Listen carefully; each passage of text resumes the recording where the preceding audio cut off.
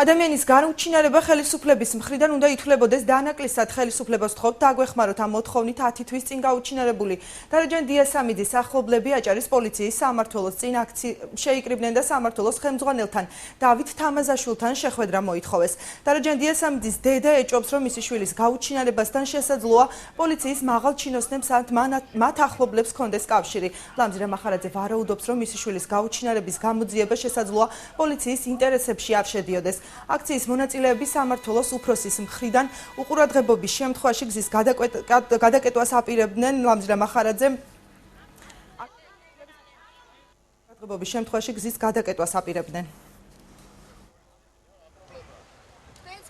არავინ არ შეხვდა სამმართველოსთან, გამოვედით და პროტესტის ნიშნად გადავკეთეთ 3 წუთით. უფრო მასშტაბური აქცია იგეგმება.